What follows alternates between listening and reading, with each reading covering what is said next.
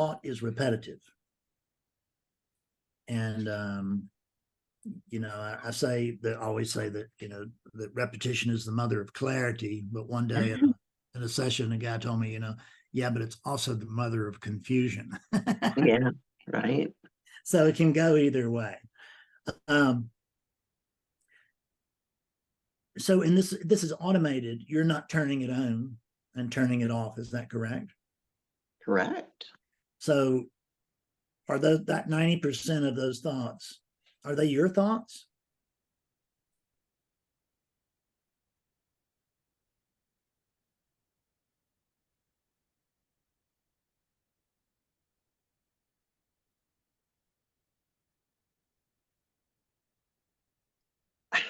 That's a bit of a trick question. So it's a loaded question. Yeah, it's a loaded question. They seem to come up in the space of my mind where I seem to be holding them, and they seem to kind of, okay, I'm back. Let's rethink, let's replay. Yeah. Rather than give you just some little packaged pat answer, I want to really help you here. And so we're going to kind of explore a little bit around the edges of this. So you say that these things arise in your mind and in the space around. So what I want to know is, can you actually find a line of demarcation between thoughts and mind? No. So is it possible that that there's no difference between thought and mind, and that mind is just a conglomeration of thoughts? So what I want you to notice is it's a conglomeration, but who am I talking to right now? Actually, just the real truth. Who am I talking to right now? Yourself. Yeah, myself. So we're talking about those thoughts. When it feels like they're yours, it's because you don't know who you are at that moment. Yeah, exactly. And the claim that they are mine is the claim that these are Lisa's thoughts. Yeah. Being generated by the Lisa unit and all that. The mind is a great host, but it's not a great initiator. It's a great processor, but it's not an initiator. So it's a processor of thoughts, but the thoughts that it processes is kind of like that lamp over there is processing electricity to make light. Everything's up over there. But we don't say that it's the lights, that the light is the lamps. We don't say that the lamp owns that light. It's just a pass-through. A flute. You play the flute. And if you're decent, then music, your breath goes in one end, the body's breath goes in one end, and music comes out the other. But it's not the flute's song, and it's not the flute wind. Mm-hmm. The wind is arise. The breath is arising only because, which is the wind of the flute, is rising only because there's a unit there. But the unit doesn't own that song either, because it's just another pass-through. So to have flute music, you got to have a flute and you got to have a flute player. Or you got to have something that looks like two things, like that, like those two things. But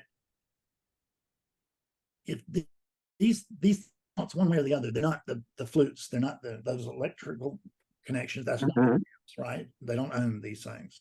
So do you, awakeness, do you own the thoughts that arise?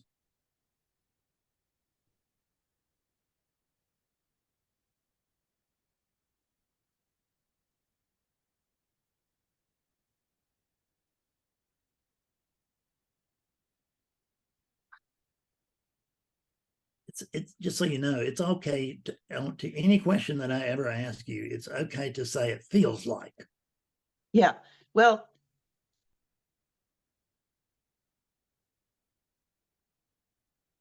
I was just envisioning my mind, like you were talking about the flute, like this organ that, the heart pumps blood, the kidneys filter blood, the mind spews thoughts. Mhm. And then when you said to me, are you awakeness, as pure awakeness, Yeah, are you the originator? yeah. I would say no. So, but is the unit the originator? No, So really, these thoughts are just arising. that's what it looks like. That's what it is. That's what's happening. Thoughts arise. There's two things that we know about all thoughts. Number one is that they arise, and number two is that they're all lies. You'll not find a true thought. Mhm. You find a you can find a very convincing idea or something, but you're not going to be able to find you're not going to be able to find the thinker, because there isn't one. Thoughts arise. We don't know exactly how. There's no why to anything. Why not? Why do thoughts arise? Why not?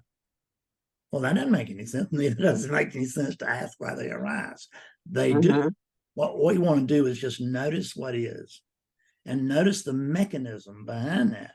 And the mechanism is that the thoughts just arise, but there's a story that they're the unit's thoughts, and I am the unit, and therefore I am spewing those thoughts.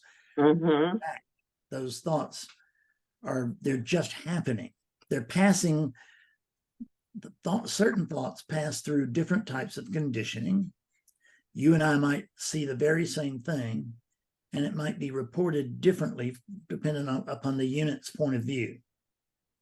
But it wouldn't, neither one of our views would change what was happening. It would just be a different experience for both of us, for each of us. Mhm. So these thoughts are actually not yours. There is no Lisa. So there's no chance that they're Lisa's, correct? Mhm. So, and awakeness, just so we are clear, is not a user of thought. Yeah, that's what I'm like. Yeah, yeah. Why? That's Why it. would awakeness Right. care Yeah, yeah, yeah, yeah. That's it. So about my little yeah, right. niggling thoughts? Yeah. It's what I'm questioning is that it's your thought. When you say it's your thought, who are you Yeah. referring to? Yeah, I think that's, for me, that's still, it's this unit's thoughts. Yeah, that's what it feels like. And I get that. Mhm. And I know that's an honest statement. And because that's what it feels like. And it felt like that for me too. Mhm. But what things feel like and what things are quite different, because I've got a story about everything. I got a story about how this mouse feels, and I've got a story for how it moves, like in between sessions here. I had it's a cordless mouse, and I lost the cursor, and I was going around. I said, "Where's the cursor? Where's the cursor? It just dropped." And Betsy said, "It's probably dead. The mouse is probably dead." Right. Duh, that was the obvious thing. We plugged in a cord, and now I've got a cursor back. Yeah. So, but it's the cursor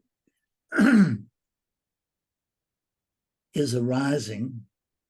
I have a feel for what I can feel when the cursor slides across the screen.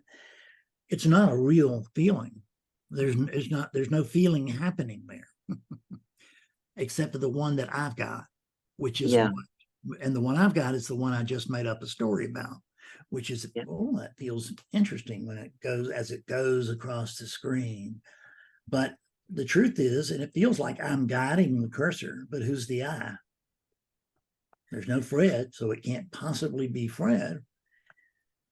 And if it's not Fred, then it's not Fred's mouse. And it's not Fred's cursor. There's a mouse and there's a cursor and there's a computer. Without a computer, this mouse ain't worth nothing. But we used to use computers with just keyboards, and I sort of frowned at mice. I thought it was like, I don't think that's going to catch on. Yeah, right. Yeah, too bad you didn't buy stock in the company. Yeah, the talkies are coming back, and I can't wait. Yeah, right. Yeah. Well, and that's the thing for me that I keep, you know, there's the absolute and the relative. You know, you've got these two. So we live. Are they really two, or do they just? No, but that's what this. You know, I'm still at that point. Divided until they hit the mind. Yes. Oh, I love that. So the mind is actually the great divider. I love that. Segments everything. Like you're in a big box in the middle of my screen, and everybody else is in, not everybody, but other people I can see are in little boxes right now. So there's a divider in between you and the little boxes as far as I'm concerned. But if I were in that room, I wouldn't see any divider. Yeah. So the computer has constructed one, and my mind has mirrored whatever the computer has come up with. They are perfectly linked, because the mind really, when we say mind, what do we mean? We're better off talking about brain, because there is a brain. But the brain runs on a very, very basic language, which is a language of zeros and ones. It's a language of on switches and off switches. And you can put enough zeros and ones, and you can just do astonishing things with them, if you can run them through a processor. That unit is a processor, just like the CPU, the central processing unit, inside this computer. Without a CPU, this is a box. Right? Mm-hmm. And it just more like a bag. Yeah. Well, this is a bag. The computer is like a box. Right. But you're right. This is a bag. We could say this is an old bag now. Yes. And it would be accurate. So it's when you say for me, you keep saying for me, and I understand why you say that. Yeah. Right. We're here to pick on, to nitpick this language. Yes. I'm hoping that Glenda is going to teach a course called the Language of the Living Method. We'll see. I've got her thinking about it. We'll see. When we say me, we don't really. Doesn't that really come back now to that? I'm identifying as the body, and I'm really talking about this unit. Yes. Yeah. This unit. Right. Yeah. So it's this unit, but the unit doesn't have original thought. It just whatever rises, process. The brain, you could say, is the CPU. Mm-hmm. That's what I was just thinking. Yeah. Right. And I was brain out. I was thinking, who about the hardware and software developer of this, and just what a miracle. Really. Yeah. A problematic miracle. But the funny thing about computers is that I just love them, except for when I hate them. Yeah, right. I love them when they're doing what I want them to do. Right. I hate them when they're not doing what I want them to do. Yeah. Doing something else, when they appear to have other ideas, which is false. But that's what it looks like, because I'm trying to do one thing and it's doing another. Yeah. There are all these pieces which, like, there's this and there's that and there's the other, and then there's something else. That's what the mind is telling us. There's a Lisa, there's a Keith, there's a Jim, there's a Fred, a Timothy, a Pamela, a Susan, etc. But really, is that really true? It's an appearance. It certainly looks that way. Does the way something look necessarily make it so? No. And there's an experience of this body thinking and talking, but it's really a story that the body has been taught ever since it was a child. No, before that, from the cradle on. Because right, baby's still in the cradle, it doesn't even know that there's any division at all, and you're going, mama, dad, right? And it may be process that, oh, there's something outside of me. And the way that you discover that is that someday that baby discovers, oh, there's a me here. And now I can see, now that there's a me here, guess what has to exist? If there's going to be a me, there has to be an other. And I'm outside that.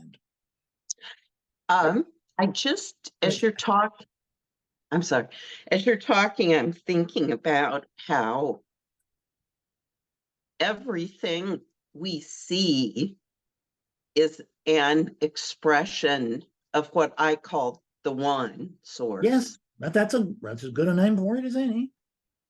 And how we've categorized. Let's stop right there. Let's examine that language. Let's just put what you just said under the microscope for a minute. What I call the one. So the I is not part of the one. Right. There's the one plus me. Yes. That's what's not seen. Yeah. That's the secret to the whole thing in non-duality. Yeah. It is that there's no I there. There's no me there. And that when we talk about oneness, the only thing that can talk about oneness is oneness. The only thing that oneness can talk about is oneness, because there's nothing outside of the oneness appearance. This is all an appearance, but we'll stick to oneness for the moment.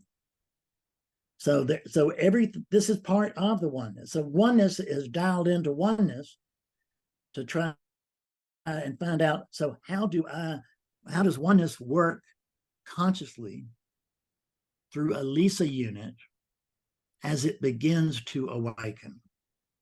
That's our real challenge here, is that we don't have to be trained on how to be awakeness. That's all there is. What we're trying to do is we're trying to test our experience and see if it's true. And we've tested a couple of years here today, and we've seen right quickly that they were not true, right? So what we're thinking, there's no we're here. There's just I. There's just I. And you can say I am the only thing, and that's true. And I can say that too, and it's also true, because there's only the one thing, and the only thing that can see the one thing or talk about the one, nothing can see the one thing. The one thing wants to see the one thing, because it's been told that there's just oneness, and it's got to be around here somewhere. It's got to be hiding out. But can oneness hide? No. Where would it hide? In not oneness? Is there a not oneness? No. No, there can't be anything outside of oneness. That's the definition of that word. Right. So whatever, and believe what we believe, what we can just notice is that what is believed by the units has no effect on the oneness, but it will have effect on the unit's experience. As you can notice that these thoughts that continually, some of them are continually bugging you, and you can notice that it's the only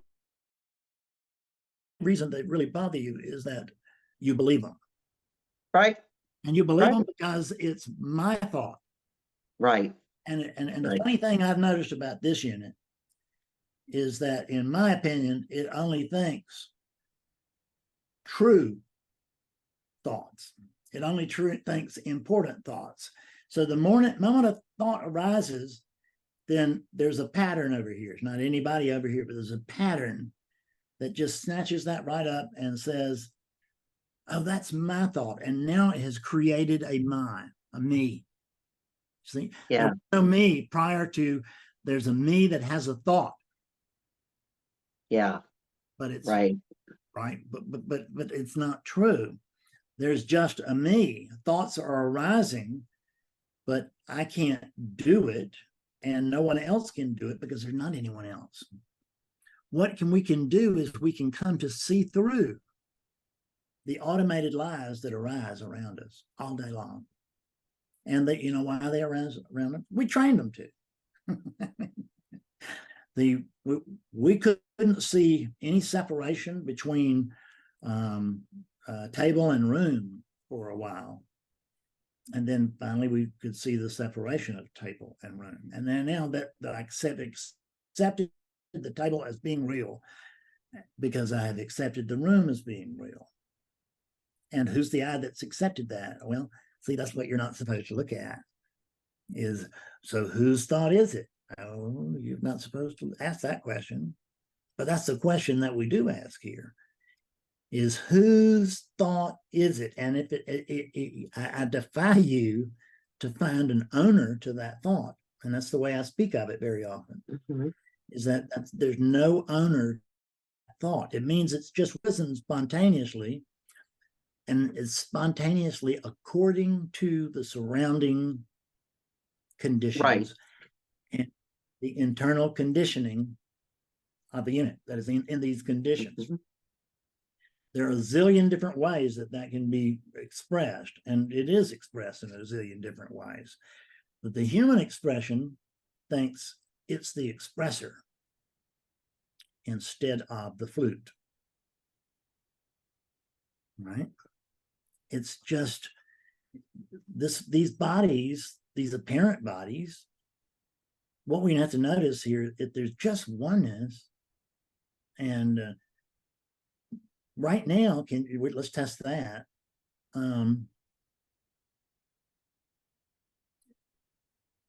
Is there something that outside of oneness?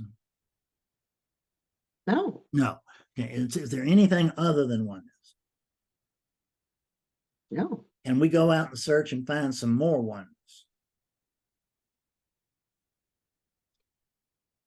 When you said to me that we, these units, we tend to see the oneness plus me, it was like something shifted, and I was like, yeah, that's it. Yeah, because this is the secret. When people come to me for an awakening session, the first thing I've got to do is prepare them for getting a little stupid. And there's only smart people that are drawn to this, so that's tricky. It's hard to, because we all value our brains, and we just know that we're the smartest person in the room, and blah blah blah blah, blah. Right? And I don't think I'm the smartest person. Well, good for you. That's but I bet your ego thinks you are, because your ego is right now just going, she's just saying that. nice try.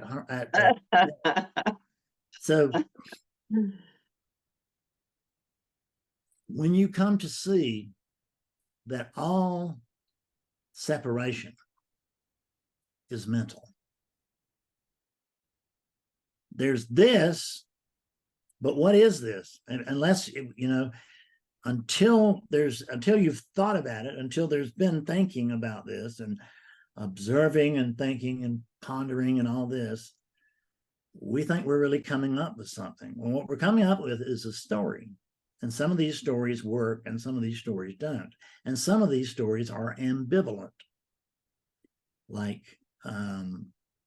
is the smallest thing in the universe a wave, or is it a particle? And if you invent a wave seeking machine, it will come up and tell you the smallest thing is a wave.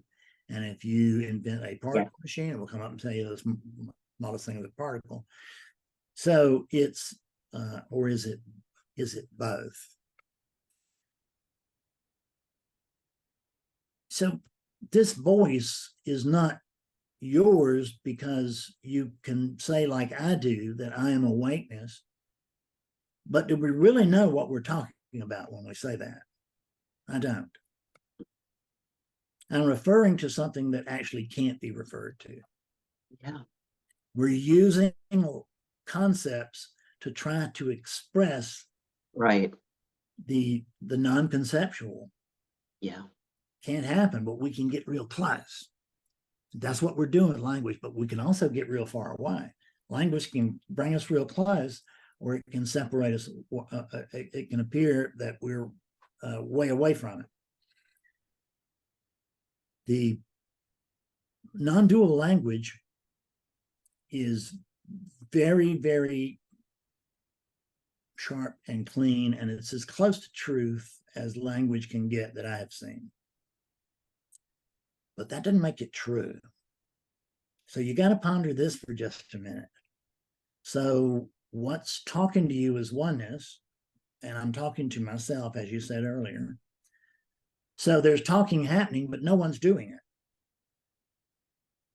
And there's no doer, and there's no doing, or no done. There's doing, there's apparent doing, there's happening. This is the happening.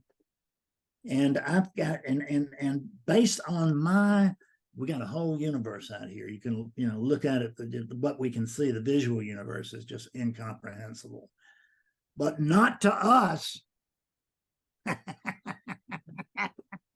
We've got it all figured out. We've got it all figured out. And I want to know who we are. And the we are is an assemblage of 3-pound brains that are trying to take in infinity and express infinity through a finite source. It can't happen. Can't happen. Yeah.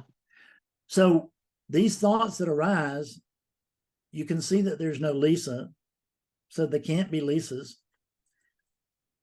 They are not awakenesses, because awakeness is not actually a user of thought. So these things are actually spontaneously arising. Now, my question to you is, given that these thoughts are not even yours, are you required, I want to know, required to believe them? No. So the only thing, but you will automatically believe what arises if you don't take it into inquiry. Yeah. Yep. So I really like my thought, or whatever, or I don't like her. Just see, is there a thought plus a me? Well, I don't even, what is a me? The thought is not going to come up with that. It'll come up with stories and explanations and all of that, but it doesn't work. I don't know. I don't know what I am. I wink, wink, know who I am, but I don't know what that is. So I'm right back to the great unknowing. And the best thing about the great unknowing is that if I approach life from this great unknown, then I don't have a set of rules that the world is supposed to follow. Yeah. I can't even follow rules unless the unit just does it. There's no I here to do it or not do it. Yeah. Believing thought does not hurt us. Thought is not our enemy. A lot of people think it is, and it is not. It's not our enemy. Thought can be our friend, or it can be our master. It makes a good pet, but it's a terrible master. Makes a better slave than a master. It does. Yeah, that's right. Much better slave. And it's the thoughts, I can't make the thoughts do what I want them to, so I can't really call them a slave. Because there's a slave, there has to be an owner. And we're back to duality. But it feels, but your statement made sense, and it got that point across. So it doesn't negate your speaking in the same way that even though this is not true, it doesn't negate what's being said. Right. It is, what I'm doing is I mean, if we really want to get down to brass tacks, is that I, by the nature of what I do for a living, I am a professional liar, because I tell you how things are, and that's how it's seen here. That's how it's seen. That's how it's experienced. That's what's known here. But there's no knower. There's knowing, but there's no knower, and there's no known. There's just this knowing. Mm-hmm. This knowing has another name. It's called the sense of being. There's a sense of being here right now, yeah? So, and we don't even know, we don't even know exactly what we mean when we say, yeah, there's a sense of being here. So whose is it? Whose sense of being is it? We can't answer that. There's a sense, but there's a sense of being here, huh? Virtual, thank you, that's all I'm looking for. Is that virtual reality can feel real, but it's not. Yeah. And the most remarkable thing for me, my most remarkable experience with virtual reality was after the program stopped, or after I took the goggles off, really. I took the goggles off, and instantly it was so clear. It was as clear as just looking over and seeing this on the desk. I'm just this clear. Oh, everything so-called out here, oh, this is virtual too. So there's a sense of being, and this is all I will declare. Many, many people on the planet, including other spiritual teachers, will tell you I am. I will not. Not because I'm saying I'm not, but because all of those things are out of my league. They're out of my pay grade. What I can report from unit experience, if you will, and consciousness experience as it comes through this unit. What I can report is that there's a sense of being here. There's a report that there is a here. But what is this here? Because wherever I am seems to be here, but it's not the same.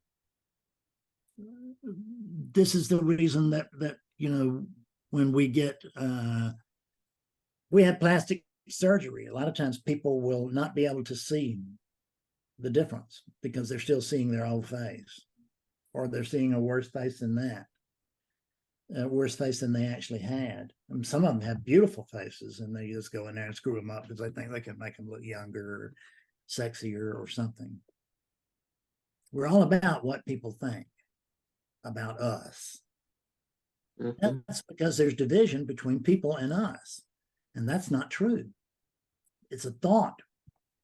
It's a very involved, complex thought, but it's still a thought, and it's not true. There's no me here. I used to have a little cardboard sign that I kept in my little room here. I hadn't had it in this house, but I had it in the last one for years. And it just said, "You are here." And I found it when I was walking in the graveyard, and I decided, okay, so that's real. That's true, and that's really basic. It feels true. It's really basic. So, what do I mean when I say I am here? Well, that means that the false sense of Fred believes it is mobile, and it's moved from one place to another. Lies, and just notice that it's all lies. It's all about dividing things up, and the truth is not dividing things up. If you want to see the body of God, you're in it. If you can take this space and mentally turn it into a solid, did that divide everything, or does that unite everything? Unite. And that's what space does. It unites everything, but we always see it as the great divider. But you don't have to see it as the great divider. That is the reflexive way. That's the reflexive conditioning. So I'm sure that we're born with some of it now, and it's certainly, but we're trained like crazy, because when the unit first arrives on the planet, it does not have a story of duality. It doesn't have a story of duality until the parents are successful in breaching the thought. Mm-hmm. We can see that this is my thought, and my thought is that I don't particularly care for this, so I think it might actually be bad. What does bad mean? It means whatever I don't like. Mm-hmm. So it's all the perspective, and what's happening is there is the awakeness is that which has no perspective. It's not dividing things up. It's not like, oh, this is what, and this is kind of how we think, that relativity is this little thing on it, and then there's the and then there's awakeness, or whatever you want to call it. And really, that little thing, that slide, that little relativity, it's occurring right in the middle of the great unknown. It's occurring right in the middle of the absolute, because there's only the absolute. There's only this oneness. There's whatever we can later on, we will be more careful with our terms, but right now we're just going to say oneness. But imagine for now, I'm going to use the language, this is funny, and I mean no disrespect to anybody or anything, but the truth is, oneness is noneness in drag.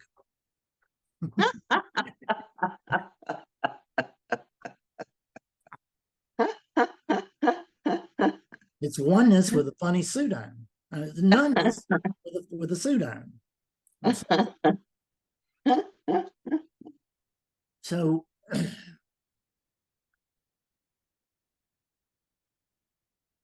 it's not a matter of how do I get rid of these thoughts, Fred. It's a matter of seeing the mechanism that you are under the sway of.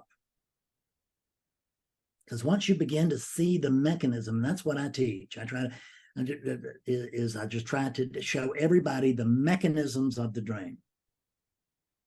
And once you begin to see those mechanisms, and what is it that's seeing them? There's only oneness. So it may feel like Lisa and Fred now understand this, but it's always oneness becoming a little clearer. And once we have woken up, it takes, for most people, it takes years to clear. It took this one years to clear. I taught with students with less than a year of being in this thing, and they're clearer than I was at 5 years, because I didn't have a Fred Davis. I didn't have anybody to take me by the hand and say, look what's going on. You see how this thought is separating things, but they're actually, and people come to me and they want to merge with God. Okay, how shall we start?